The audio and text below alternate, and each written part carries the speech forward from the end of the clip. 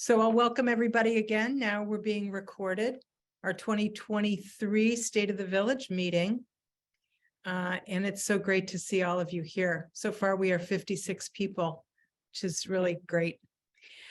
So I'm going to share my screen now. I have a PowerPoint presentation to share with you.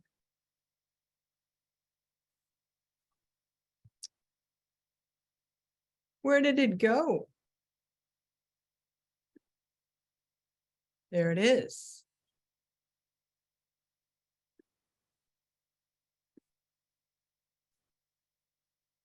Okay. All right. Can everybody see that, I hope? Yeah? Okay, good. All right. So just a reminder, we were founded in 2009. In January, we launched in 2009. So we are 14 years in operation. Pretty significant. And I want to share with you some of our current by the numbers. We have over 500 members now. I know there's a few people on this call that were with us, back in 2009, 2010, when, we had 50, 75, 100 members. So we're well over 500 now. That's actually a 35% increase since the beginning of the pandemic, which is pretty significant. I attribute that to a lot of things. One is that Jessica De Silva is doing a great job in communications. And so we have a really good presence on social media now. We have a great website, terrific word of mouth. But I think also the pandemic kind of scared us, right? I mean, this was like a look into this is what isolation actually looks and feels like. And I don't want this for the rest of my life. So I better get connected to a community. And a testament to Jill and her hard work. But she's onboarding between 12 and 15 new members a month right now, which is quite an incredible pace. Our goal used to be 6 new members a month. So we've doubled that. And we're happy about it. And I think a lot of you on the call today might be new members. So welcome, welcome, welcome. We also have about 250 volunteers. That includes many of our members, as well as a multi-generational group of non-members. Our volunteer requests have increased 55% just since last year. So we're really happy about that. It used to be we thought that people weren't asking for help because they were embarrassed or because it was too vulnerable or they didn't want to say that they couldn't get it done themselves, all the various reasons we give ourselves, right? But people are asking for help much more often now, and that's good. That really contributes to a robust community. The other thing that we will attribute some of that to is that we've hired Shanice Patterson, who's not here today, but she's our volunteer coordinator, and she works very closely with Jill in getting those matches made. And tracking all the data that comes with it, which results in a 95% fulfillment rate. It means only 5% of your requests we're unable to fill, and it for various reasons. But that's a pretty good track record. And then we're really proud of the fact that half of our volunteer hours are currently coming from you, from our membership. And that's really one of the founding principles of the Village model. Is member participation, member investment, I like to call it. As you know, we have 6 full-time staff, and we have 1 part-time staff person, Stephanie, who helps out with data entry. We have an 11-member board of directors who provide us with all kinds of guidance and expertise, and we're tremendously grateful to. We have more than 55 programs per month. So if you're looking for something to do, check out the newsletter, the beautiful newsletter that Sarah Kent puts together every month. It's quite a publication. We get so much good feedback about it. And I think people look forward to seeing it, and you're reminded of all the opportunities that you have, opportunities to connect. So I encourage you to take advantage. And then finally here, we just did our member survey. And again, we have a 97% satisfaction rating. 97% of you report satisfied or extremely satisfied. So only 3% of our membership reports not being satisfied. We think that's a pretty good track record as well. So we thank you for that. Thank you for your feedback. Your feedback is really important to this whole operation. I think you know that. As we talk about, your investment in our community, I like to think that we all own it. We're a nonprofit, so nobody owns us, but everybody involved owns it in a way. So I hope you think about it that way too. So just a reminder, you might not need this, but I need it every now and then, our founding principles. We're founded on principles of reciprocity. We give and we take. It's not always in equal measure. Sometimes we have more to give than other times in our lives. And sometimes we need more support than we do at other times. So I like to think that by, committing ourselves and participating, we're making a deposit in our karma bank so that when the time comes when we need love and support, practical material support, whatever it is, that we won't be afraid to ask. That mutual support. This is, it's kind of countercultural if you think about it. We live in a highly individualistic society, and we are a model for interdependence. So sometimes it used to be that I thought that was an uphill climb. I'm not feeling that way anymore now that we have over 500 members. I think it's a message that resonates with a lot of people, especially the current culture in which we live. There's a lot of fear, and there's a lot of polarization, and there's a lot of violence and things that scare us. So it matters a lot that we come together and model something different and fulfill those needs that all of us have for being. As human beings, we have basic needs around belonging and the knowing that we matter and knowing that we can make a contribution to our community. Those are fundamental human needs. The village exists in part for that to happen. And our founding principles of volunteerism and what we're calling a culture of care. And we're going to talk more about that. But I think for some of us, it's self-explanatory. All of us have a need to be cared for and to care for others. And sometimes outside of our families, it can be difficult to find avenues for that expression. So San Francisco Village exists for that reason too. And all that we do here is in service to caring for people, caring about each other, caring for each other. And it's a critically important part of who we are.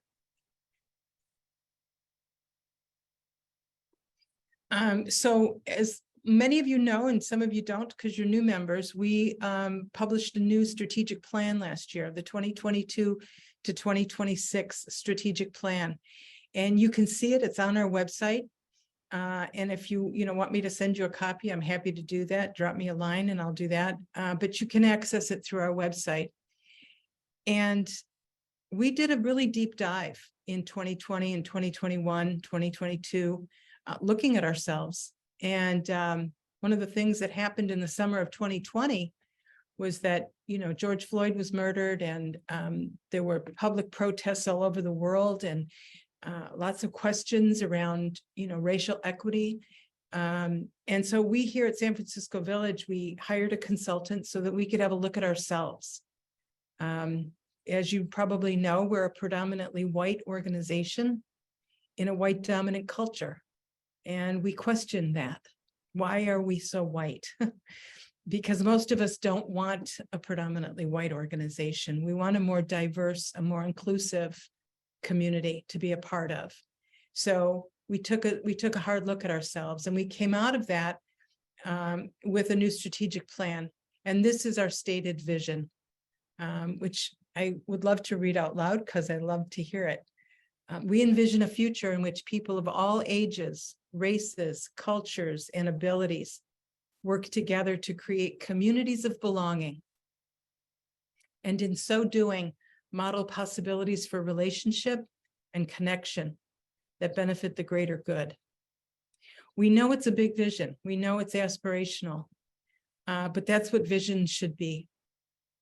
And every year we come up with an action plan What are the things that we're going to do to try and get us closer to that vision? And I'm going to share some more of that with you today. And these are our 4 priority areas as outlined in the strategic plan. As I said, diversity and racial equity, intergenerational community. You know, we have a lot of young people that contribute to San Francisco Village in a variety of ways, not least of which is volunteering. We have some younger people on our board of directors. We have younger people that donate, that teach, that partner with us. So we're not getting through this alone. It's not just an all 60 or over group. Look at our staff.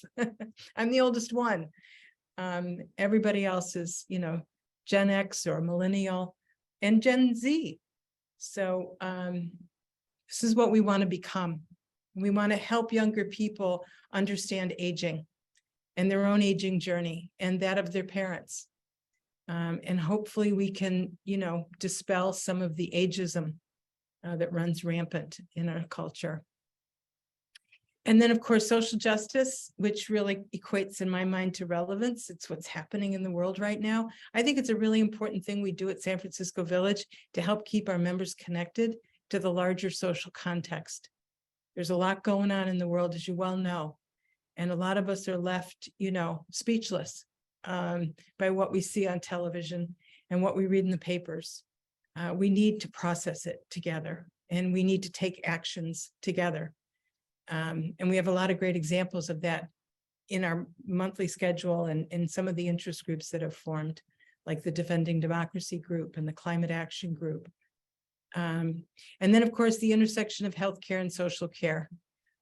We know firsthand that so much of our health and well-being depends upon social connection and access to resources and access to support that the healthcare system will not, does not, will never address. They don't have the bandwidth.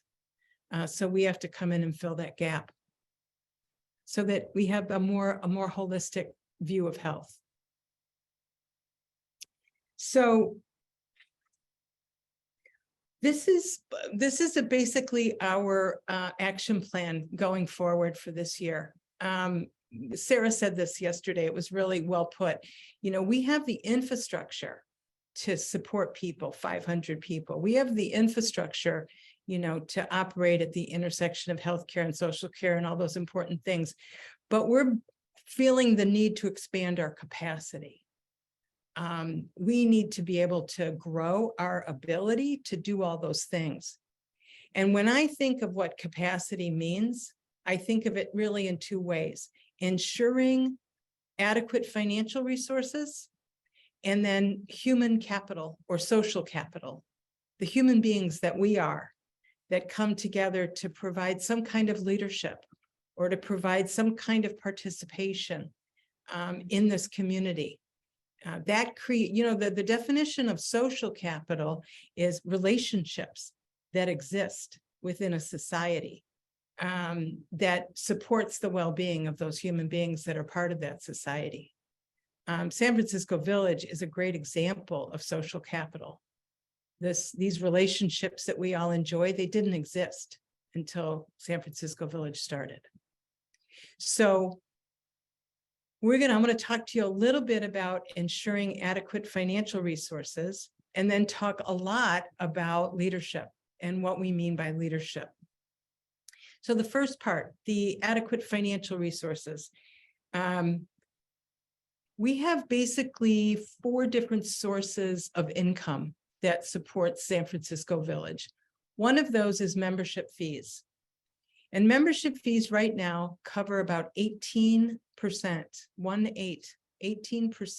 of our operating budget. So that leaves 82% not covered by membership fees. The city of San Francisco graciously provides us with grant money. They've been doing that for 10 years. And that's in the neighborhood of 38 to 40% of our operating budget. So really significant. The rest of the money comes, so more than half, I think around half the money, or 40% of it, comes from foundation grants, donors, and then fundraising events. So activities that we engage in to raise the money. It becomes increasingly challenging every year. And one of the things that I will say is that foundation grants they're few and far between.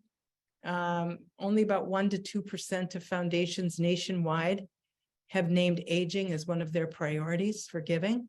It makes it really difficult. I would say something like 35 or 40% of them have children as their priority, which makes a lot of sense because they're investing in, the beginning of people's lives. However, our population is increasingly aging and we don't have public sources of money. Typically, San Francisco Village does, but anyway, you get my point, right? So we have started to think more creatively about how we're going to raise the money that we need to continue doing the important work that we do and to expand the work that we do. So this past year, we promoted 3 of our staff, Sarah, Jill, and Jessica, to more responsibility. Their titles are now director instead of coordinator. We gave them nice increases in salary. And we're operating more like a shared leadership team now than we did in the past, which is really, really good for our capacity. And Jessica took over as the director of fund development and communications. And she has been working with another village in Southern California, Pasadena Village, that has implemented a sponsorship program. The first item here on the first bullet here. And by sponsorship program, we mean reaching out to local businesses that have an interest in what we're doing, that want to invest in our success, and offering them opportunities to share their business with our members. So you're going to begin to see names of local businesses on our website, for example. You might see a mention in our newsletter. You might see a slide on a Zoom program at the beginning of the program that says this program is sponsored by X, Y, or Z business. So there's different ways that we're going to give businesses opportunities to get in front of us and get in front of our membership. We don't want you thinking of it as a hard sell of any kind. It's really just good information. We're being very selective in who we work with. But it's going to be an important part of our revenue, we hope. Our friends at Pasadena Village, I believe since starting this a few years ago, they now 25% of their operating budget comes from sponsors. So we think it's a really legitimate course for us to take. And right now we're experimenting. So you're just going to begin to see some of these, names in the next 6 months or so. Jessica also implemented something called an employer match program. It's on our website. I know that most of our members are not employed right now, but your kids are, and your friends and neighbors are. So if you know anybody who's making a donation to San Francisco Village and they're employed, they can go to our website and they can search. They could put their employer's name in the search bar and it will tell us if that employer matches. And many San Francisco employers do that. They also can sometimes pay their employees who volunteer for us. So an employee, say at Salesforce, can come over here and spend several hours helping you out with a lot of things.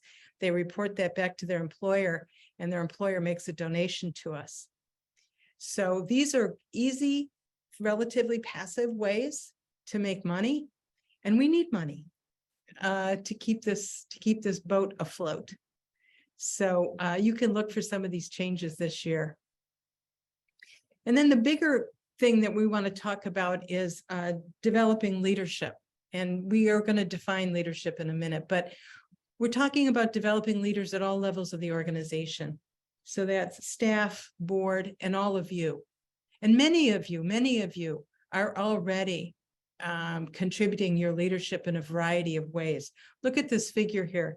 38% of our programs are member-led. I think that includes neighborhood circles, right, Sarah? Yeah.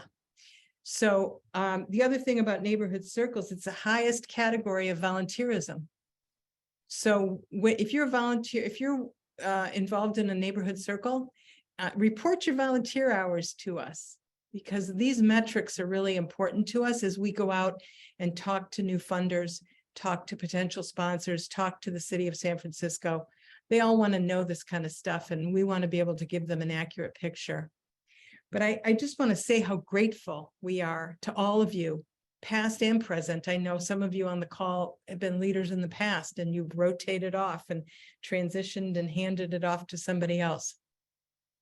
And many of you are currently leading interest groups, neighborhood circles, programs. We could not do this without you. It's just a simple math problem. There are over 500 of you and there's 6 of us. And the staff the staff could never, ever possibly do all the things that need to be done. But that's not the village model anyway. The village model is really designed to engage you in the functioning of this community. We need you. We absolutely need you. And the other thing I will say about capacity is that we have built a culture of care.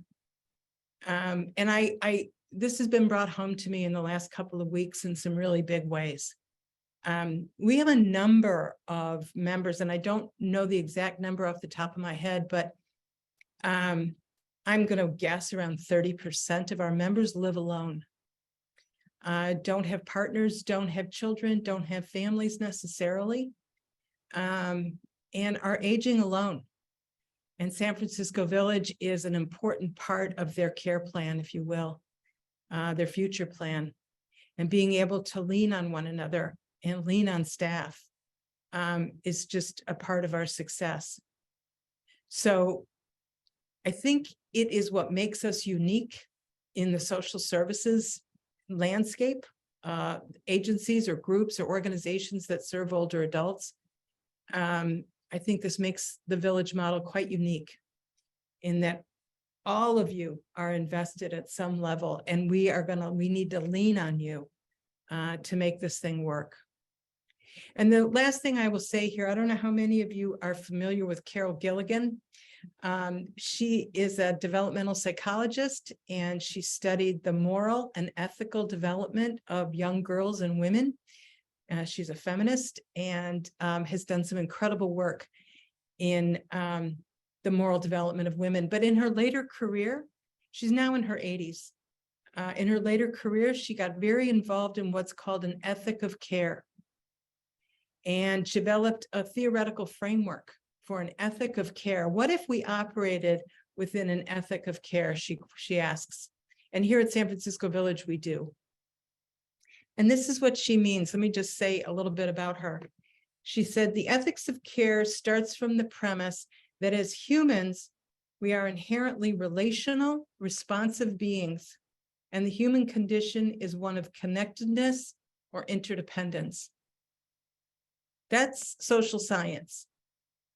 That's not political viewpoint. That's not, hierarchical stuff.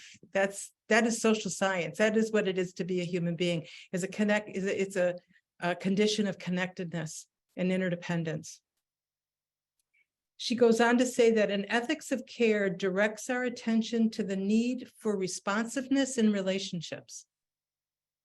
That's the backbone of San Francisco Village, responsiveness in relationships. And by that, she says that's paying attention, listening, and responding. There are just hundreds of examples that spring to mind when I think of San Francisco Village as paying attention, listening, and responding. It could come in the form of one of you listening to somebody else in a neighborhood circle about a recent experience, a volunteer who says yes to a request, a hug, an offer to help, an invitation to have coffee. There's so many different ways that we respond to one another in relationship. And that's an ethic of care. So kind of establishing that foundation of care is how we define leadership. And we will say first off that at San Francisco Village, our definition of leadership is that it's rooted in relationship. You know, oftentimes I think that as I'm one of those leaders, and so is all of our staff, and there's those Bill Haskell, and so's, you know, neighborhood circle leaders. There's so many of us that could claim this, you know, space of leadership. And so often I think that it's not so much what we do or how we, you know, make things happen. It's what we hold. Does that make sense? We're holding space for people to come together. When Sarah hosts one of these Zoom rooms, you know, for a chat or whatever's going on, she's holding the space. When Barbara Kivowitz does the coffee chat, she's holding the space. When Pat Miller and Leslie Stafford convene the group on Saturday night, they're holding a space for all kinds of things to happen. They don't have to direct traffic. Sometimes they do, but oftentimes it's holding the space and being willing to do that.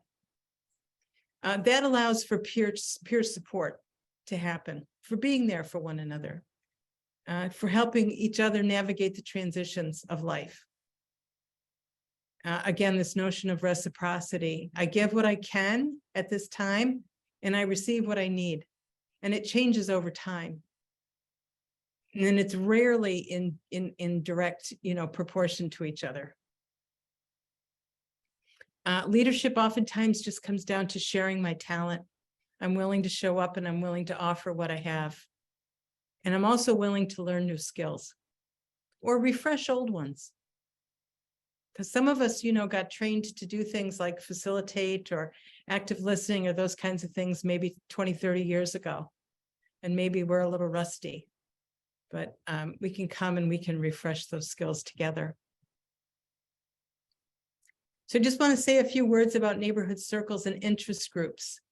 When we're talking about building capacity for San Francisco Village and for ways in which you can interact and get your needs met, these are critically important to our infrastructure. We could not do what we do without these circles. So thank you to Bobby Rothman and Ellen Sandler for stepping up several years ago to manage the neighborhood circle leaders.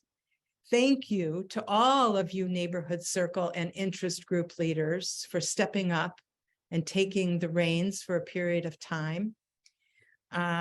It's just, it makes all the difference. It makes it happen. I'm thinking of Barbara Scrafford, who went from being a neighborhood circle leader to saying, you know what, I want to do this thing called Page in the Stage, a theater group. So she just started it. So she got together with Sarah, they talked about it, she started it. Now the folks come in here, and they were here yesterday doing theater together. I'm thinking of Dennis Trainer, who's an artist, and he started a collage group. Many of you, there's so many of you. So we're so grateful to you. And again, the characteristics of these groups, they're peer organized, they're peer led. We've heard so many positive things from you all about what your circle means to you. For many people, it's their primary experience with San Francisco Village. And I will just say that some of the circles are stronger than others. And we've noticed in the last year or so that several of them have gotten kind of wobbly. And the pandemic really hurt because some people don't like meeting on Zoom and they didn't facilitate relationships so well, those Zoom rooms necessarily. And then, you know, transitional periods are difficult. So when somebody decides to step down from that leadership and doesn't pass it off, or it's not passed off, then groups are left kind of floundering for a while. They can fall apart. I think you know that better than I do. And they're so important to people. So I want to bring that up as kind of one of our primary messages here today. We don't want the neighborhood circles to fall apart. And I would say that probably a third of them right now are kind of wobbly. We don't want to lose them. So we've been talking a lot as staff about how can we support new leadership development. For those of you that are in positions that want some more support, or those of you who are considering maybe taking over a circle or starting one or an interest group, and you may need some support. So we've been thinking about training. And you'll have to tell us if this hits the mark or not. But we've been thinking about a little refresher course for some of us. Like active listening. I did my first active listening training when I was about 30 years old. And I can always use a bit of a refresher. Facilitation training. Some of you know how to do it. Some of you don't. Some of you might want to learn how to do it. So we want to provide that training if that's the case. We're also talking about how many, I don't know how, I can't see all of you, so I can't ask you to raise your hands, but many of you have probably heard of nonviolent communication as developed by Marshall Rosenberg. This goes back several decades. I did a training recently and the woman said, we're not calling it that anymore. We're calling it compassionate communication. But it's a beautiful, beautiful system of listening, deep listening, and helping people identify their needs and asking for what they need. It's just a lovely way to live, I've found. And technology support, of course. We hear from a lot of people that they don't want to run a neighborhood circle because they don't like the administrative tasks associated with it. But I'm just here to tell you that the administration is really basically some emails. And maybe running a Zoom room. So, but now that we're coming out of COVID and having more opportunities to meet in person, that might be not as big of a barrier as it used to be, but we're here to support that too. And we're here to ask you for what you need and for you to tell us. For example, Ellen and Bobby and Jill and now Sarah have held space for the neighborhood circle leaders to get together quarterly for a luncheon and talk about their experiences and to share ideas. And people love it and they come away from it feeling like supported and have some new ideas and validated and appreciated. Appreciation. Let me just say a thing about appreciation. It is the currency of the realm here at San Francisco Village. Most of you all don't get paid. The staff gets paid. But most of us that operate at this level of heart, we all do it because we want to be appreciated. And all of you who are stepping up to volunteer to do things, we just think it's really important that we practice that, that we share that with each other, how much we appreciate people for sending those emails, for getting that group together, for answering our question, for introducing us to someone, whatever it is. It inspires us. It incentivizes us to want to do it again. So like I said, we need you, exclamation point, exclamation point. The simple math of it, there's over 500 of you and there's 6 of us. And all that we've built, we not only want to maintain it, we want to grow it. We have a vision for extending our village to a lot of people that are currently not involved. Communities of color, primarily, people that have, for one reason or another, not found us yet. And so we're going to help them find us. So this is the last slide. And I'm going to run out of time. I probably took too much time here already, but this is my question for you today. How are you invested in this culture of care? I know many of you can answer that easily. Others, you might want to just ponder that for a minute, because investment can mean different things to different people. And the way I'm thinking about it is that sometimes showing up is an investment. I will participate. The group can't happen unless people show up. So that's a big part of it. Volunteering, of course, leading a group for a period of time. You don't have to do it forever. It's just a period of time, starting a new group. And then, of course, the obstacles. And we're all familiar with these. I don't have time or energy. I'm retired, for goodness sakes. I don't want to do this stuff. I'm too busy. We hear that a lot. I can't get out of my own comfort zone. You know, I'm in a habit. I have a habitual way of doing things, and I just can't change. And for some of us, the social risk is a vulnerability, or the vulnerability is social risk. What if I put myself out there and I don't feel that I'm being met? And I would say that that's always in existence, that risk. But I got to think that for most of us that have participated in San Francisco Village, the risk is relatively low.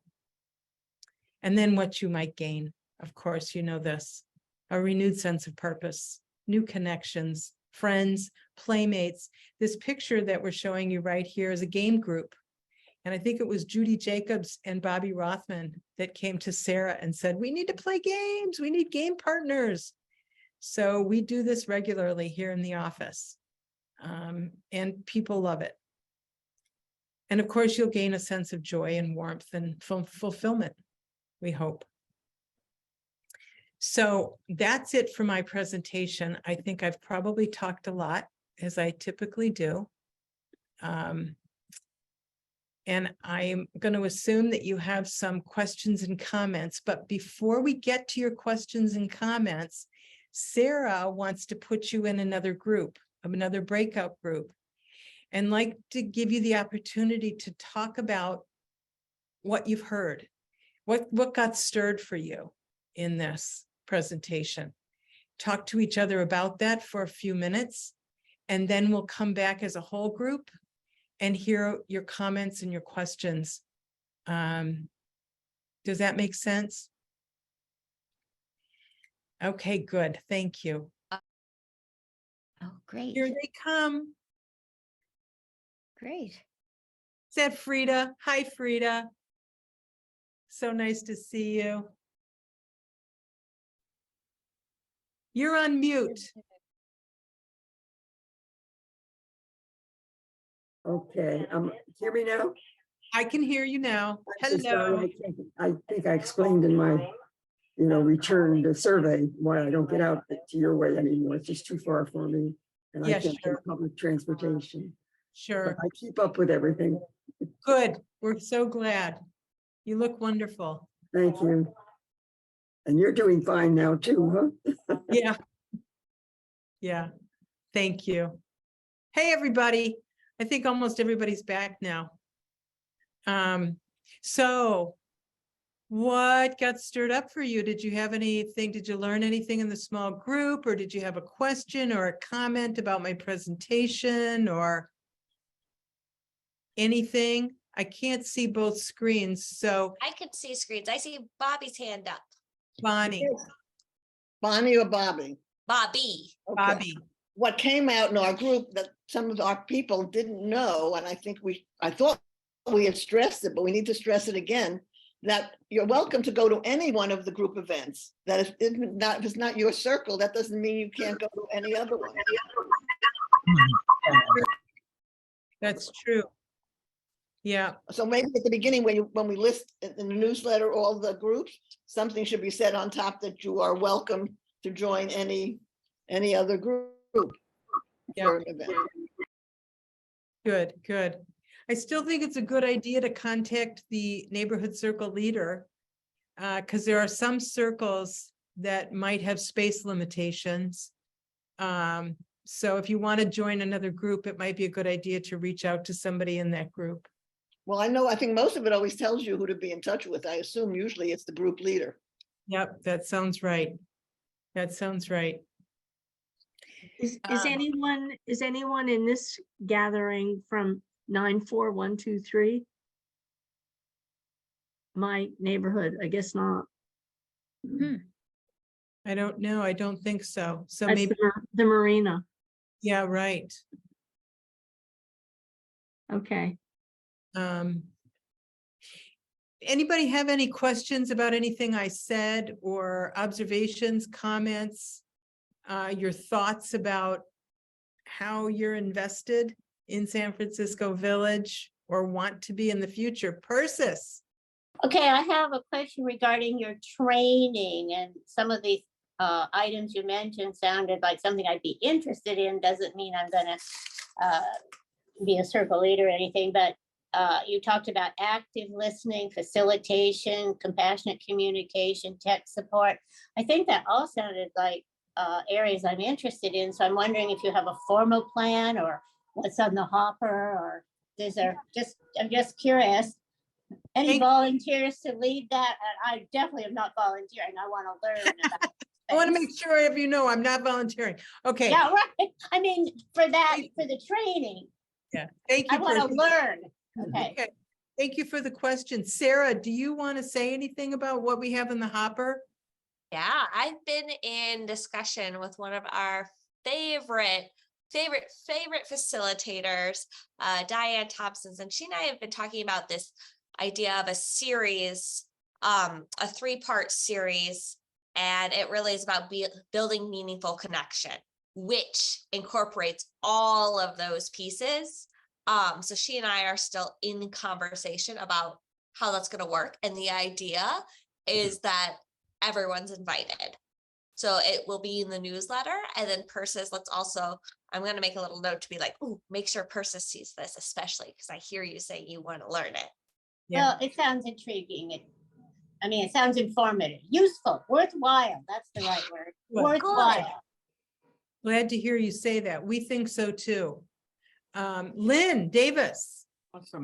I was curious about what in the future 2, 3, 4, 5 months might be the split between Zoom and in person. Are you going to increase in person, or how is that going to work? So we have been really open to in person. This is sort of an anecdotal response to that, but we've tried a number. Everybody's telling us they want in person. We hear that in the surveys. We hear that from individuals. And so Sarah has been scheduling things in person, and then people don't come. And so it's kind of a mixed message, or mixed bag, if you will. So I think there's a lot of intent that people really do want to get back in touch with each other in person, but then when the time comes, something holds them back. So Sarah, what would you add to this in terms of what you see in the next several months? I'd say that there's still a couple things every week that are in person, and there's some things that are on Zoom. And then I've been trying to have at least one hybrid event a month. They're challenging in their own ways, but it's to be discovered, to be uncovered, constantly always trying to find ways to keep it accessible, engaging, whatever that might be. So I always welcome ideas. I know there was someone recently who was like, oh man, you know what I want? I want to dance. She's like, my friends told me they dance and it just sounds like so much fun. I'm like, let's do it. So we're having a dance party here on Fridays now. So if you want to dance, come in person and dance with us. So it's kind of like, what do we use the phrase, emergent? Like what comes out? How does it happen? There's a really interesting series coming up with one of our board members, Liv Schaefer. She runs the Dance Generators up at USF. It's an intergenerational dance company. And we're actually going to try this as a hybrid program where you could either join from Zoom from your house, or you could come to the office and get to interact with current college students and talk about ageism, talk about ageism, embody it, like see what that's like. So a few months from now, I'm sure we'll still be doing Zoom. I'm sure we'll still be doing in person, and I'm sure we'll be doing hybrid, but what the percentage of each one is, my crystal ball is not that clear. Yeah, thank you. Frida, yes, I see you, Judy. 1 second. Frida, you had your hand up a minute ago. Did you put it down? I wondered if now that the pandemic is slowing down, you're gonna have resume the virtual annual luncheon fundraising? Oh, the Transforming Lives and Community Luncheon. At this time, we're not doing it in 2023. And our biggest obstacle has been the idea of bringing 200 older adults together in a hotel ballroom. Kind of freaked us out, in terms of COVID. So we've been rather reluctant to do that, but we're still considering it. And we're also considering other types of fundraising events. Okay, So, you know, another reason why we're doing the sponsorship program is because we lost all the revenue from the luncheon Mhm. for 3 years in a row. Yeah, but thank you for that question. Judy Jacobs. Yeah, question. Actually, Jay was in our little group and he's new with the village. And so we were, and Megan and Warren, we were going over ideas. And one of my favorite things about the village that I feel just doesn't happen enough is the richness of our history. Everybody's history and their background is kind of extraordinary. And I feel like, so we miss out on that unless you're in the circle and you get to know people in that way, or we do a group and you get to know. So Jay came up with a great name. We were thinking about interviewing different people. And he was saying the dynamic duo, where you could have two people, obviously from the village, and interviewing each other on their backgrounds and their history, and putting it on in a situation where it could be, I of course always want to do everything in person, but it could be on a hybrid situation. And I think it could be worked out with Sarah as a possible program once a month to get to know the different members. What do you say, Sarah? Oh, it reminds me so much of the project Jessica did with the board members interviewing each other, and then how we shared those interviews. So has been done in different formats, and then we can see what we can do. It's a cool idea. I think, yeah, people's personal histories are fascinating. And we have another program coming up, Sarah, with the writer. What is that? Tell Oh, us about that. It starts tomorrow. It's San Francisco Stories. How did you get here?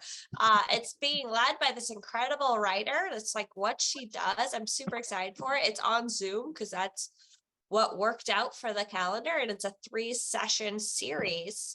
I should have it pulled up right here, but it's great. It's in your newsletter. Definitely. I think I'm already onto a waiting list for it, but email me and let me check, because maybe I think I also saw a cancellation email. So it's called San Francisco Stories Writing Workshop. It's being led by Denise Sullivan, who works for the Chronicle and the Examiner. And we worked with her a couple of years ago for an article, and we really like her. So that's great. And the other thing, Judy, that stuck out to me, what you said, you're like, oh, well, if you know, it happens in circles and it happens in events. And like, that was kind of sound like laissez-faire, like, but they happen. It happens in circles. You get to know each other in circles. Yeah, but it would also know be each other in events. And like, that's powerful. right. But after a while, if you've been in the circle a long time, you kind of get to know each other. And we have as you said, 500 different people. Yeah, maybe you should come to a different event to try something new. So it would open it up to bringing in a lot more people. Great. It's great. We're going to tap somebody to run that. You know that, right? I see Pat Miller's hand up. Good. Hi, Pat. Hi. We had talked about this before. Excuse me. We really need a grief group. Oh, There are so many people who are asking for a grief group. yeah. And I just wondered how that was moving, or if it were. Thank you. Thank you for that reminder. You know, after so many people were asking about it, we have a relatively new member. Her name is Kathleen. And she let me know that she was doing training to run grief groups. And that training was to have concluded, I think, just a couple of weeks ago. So it's definitely on my to-do list to circle back around with her and see when she felt really, she wanted to start a group here. So I think that's going to happen in the next couple of months. Wonderful. Yeah, yeah. Another example, you know, of somebody taking advantage of the village. You know, as one individual, you can't have a grief group, but when you belong to something big like this and you have an idea, it's like, oh, wait, I'll bet you there's other people that feel like I do. So we're excited about that. Good, good. Thank you. Yeah, good, good. Do we have any other questions or comments or ideas? Or, I see a couple hands up. I also know we're at 2:16. Are we okay with going over? I'm okay. If you Okay. guys, whoever has to leave, feel free to do so. And if you want to hang around for a little while, we have a few more questions. Yeah, I That's- saw Bill's hand up and I also saw Megan's hand up. Okay. Bill, are you there? Yeah, in our group, we talked about the wobbly circles and neighborhood circles in general and how important they are to so many village members. And one suggestion was to contact people in that circle that's wobbly or those circles, and to ask the people who are maybe not showing up so much why, and try to address their concerns or their needs in terms of circle formation. The other is to, as part of your training, is to take the anxiety about being a neighborhood circle leader out of the mix by having people trained. Let's say you have one seasoned chair and you could have a co-chair who's not so seasoned, and have the potential for a future. I mean, 1 year, say 1 year of being a neighborhood circle leader and having somebody else in the wings to come on board at the end of that year, because it can be, unless it's shared, it can be difficult over time. So I think that's an idea to consider. But I also think something you said, Kate, before, is that the more people actually get involved in the village, whether it's a group or a neighborhood circle, the more they find a reward from being a member of the village. And I think that's also true in taking the lead in something like Steve Hayashi running a movie group, or Michelle Sterling creating a plastics labeling project in our climate action group. So it's a matter of getting your own interests on the table and being able to sort of put yourself out a little bit and stepping up to the table. But I think it can be a very rewarding experience. But the training makes all the difference. Yep. We agree with you, Bill. So having that support in place, we want to be more intentional about it, about how to welcome somebody into a new role. And so that's what we're going to be working on. Thank you for that. We're also not shy about, we're thinking about just reaching out directly to some people and saying, we see something in you, whether you see it in yourself or not. Would you be willing to step up for a period of time? So we'll see how that goes. I think Megan and then Jay. Yeah, well, our group came up with the idea of there are a lot of writers in San Francisco, the Bay Area, and they might be interesting in terms of giving a talk about their book. I mentioned somebody that I know that runs it's a thing in Berkeley, and he basically does, it's sort of self-help kinds of things. But what I really like about them is if they see a problem, they find a psychologist to write a book about it. So yeah, he's got a really interesting group that people might be interested in hearing about. That's great. That's great. Share that with Sarah. We'll see. If parlay that. Jay. I would be interested in participating in something like that as a writer, and I give talks all the time. Great, great. Thanks, Diane. Jay. I'm a new member, and in one of what I believe is one of the wobbly circles. I'm in 94114. My partner and I send out an invitation to other members of our circle to attend a potluck lunch at our house this coming Sunday. We have very low attendee rate so far. We're going to have 6 people so far. So if there are other people here right now who are interested in coming to a potluck lunch this Sunday at 1 o'clock, we're at 16th and Church. Maybe you could send me a message, and I'll get your contact information, and we could add you to the group, even whether you're in the zip code or not. Hey, Jay, why don't you put your email in the chat right now? Oh, I'll do It's that. All right. also in your newsletter. Oh, yeah. So it's on page 14 Oh. of the newsletter under neighborhood circles, 94114.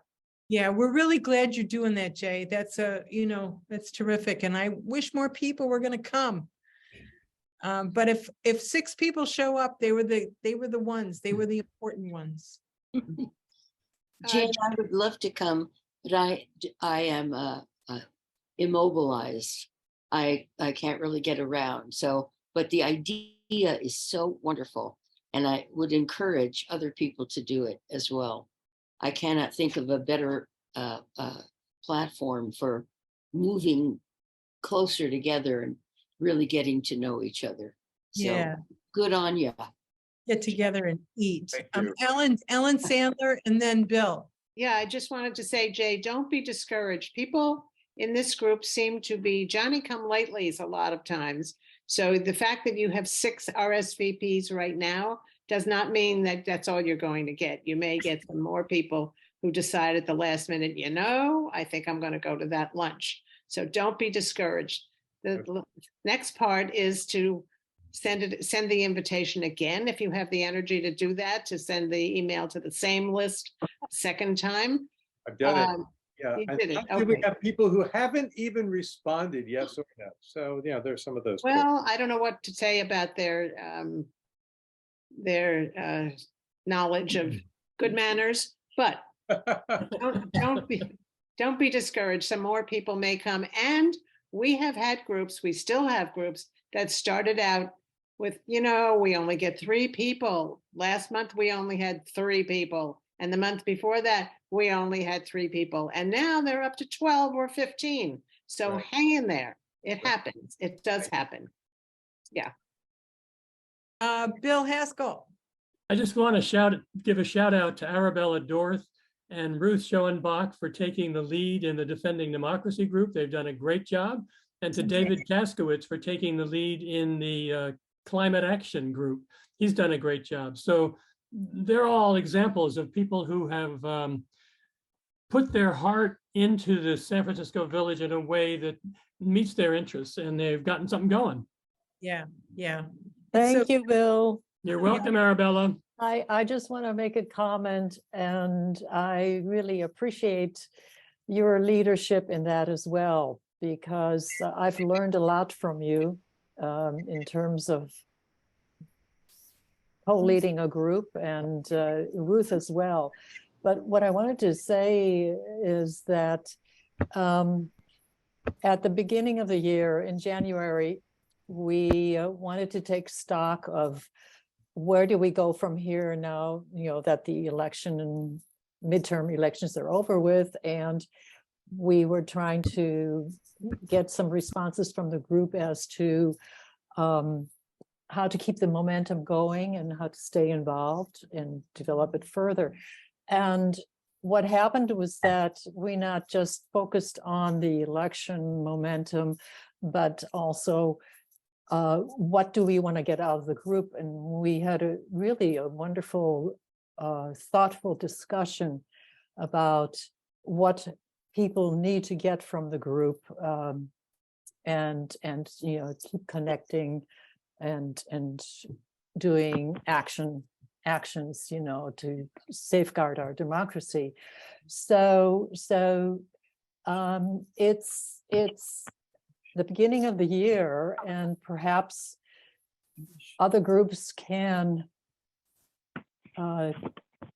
do it like it's the beginning of the year, a new year, there's things to be done, kind of perspective, and see what comes out of it. In other words, have it like an open discussion. How are we doing? Arabella, I just want to reinforce what you just said. I think it's so important that any group have a discussion periodically about what do I want to get out of this group? Because we forget sometimes, we just show up and then it's not meeting our needs, and then we get kind of ornery, and then we start blaming and all this kind of nonsense, instead of like having that forthrightness and then setting those intentions. This is what I want to get out of this group. I want closer connection with people. I want to be able to tell my story. I want to hear other people's story. I want to work on climate, whatever it is, then it's much more likely to happen. Yeah, so Ruth and I had some ideas growing out of that discussion, open discussion we had in January. And I think it's going to be good. Good, great. Thank you for your leadership. I really, really appreciate it. Thank you. Yeah. Gabriella, did you have a question or comment? Well, I'm thinking about the 94114 and when it was very active and what our relationships were like, and we were more on the telephone with each other. And I'm thinking, gee, what's Alan doing lately? Is he doing a presentation of his lithographs? So I think that what I might do is there are people that we used to talk to each other on the phone. How are you doing? Where are you doing? And I think in 94114, there became like a schism, that not participating. So the people that I'm thinking of in 94114, I don't think that they're participating much in the village at all. So I think I'm going to do some calling, check in with people, start with Alan, whose last name is Blackman, go all the way down and just see, what are you doing? Because we had relationships that we were talking on the phone, or at least saying, are you coming? We're doing pizza. Are you coming? Are you not coming? So I'll start to do that. That's a great idea, Gabriella, and it's a testament to your willingness to change your behavior, to do something different, to regain that connection. And you're right, sometimes it's just picking up the phone and calling people and letting them know that you're thinking about them. And we used to do that. It's again, we can say the pandemic or whatever, but then it shifted and then it was not. So we can do again. Certainly can do that again. Well, it's 2:30 and we're 15 minutes over. So, oh, and there's Leo. Oh my God, Leo Da Silva has arrived on the scene. Hi, Leo, you cutie patootie. Hi, Leo. What a fancy hat you have on, my friend. I love it. I know that. He's almost 2 years old. Oh my gosh. A lot of babies in the village community. Yeah. Yeah. Between Sarah and Jessica and my grandson, got some baby boys. Yeah, it's wonderful. Okay. If anybody have anything burning that needs to be said? Can you hear me? Yeah, we hear you. I've been popping you on mute, Shannon. Sorry, because there was lots of background noise, but go ahead. I just wanted to say that I have found this totally delightful. The presentation, even being frustrated at not being able to talk or to get involved, to listen to the things that are being discussed and the people's willingness to do it. And Sarah, you keep apologizing to me for things that aren't your fault. And I'm not sure I'm always gracious in return, but because I get so frustrated. But if we didn't have you guys, we wouldn't be here at all. So thank you for what you're doing. Thank you so much for doing this today. This is my first time at this. I've been, I think, 2.5, maybe 3.5 years with you guys. And I am doing more things, but slowly, because I'm 83 years old. It's hard to change. But just thank you, and keep up the good work. You guys are wonderful. Thank you so much for your testimony, Shannon. That was really lovely. It's a great way to close out our meeting, to feel appreciated. I feel appreciated. Thank you so much. Thank you. I appreciate all of you so much. This is it's a wonderful, warm community. It's a great way to spend my career, operationalizing love. Yay! Well, we're certainly glad you're there. Thank you. Thank you. All right, you can come off mute if you want and say goodbye to everybody. Bye. Have a great week. Thank Thank you, everybody. Bye. Bye. Thanks a lot. Thank you. Great to see you. Great to see you. You're in our Bye. Zoom meetings. Bye. Bye, Leo. Miss seeing you in person. Some of us. Bye. Bye. Thanks, Shannon.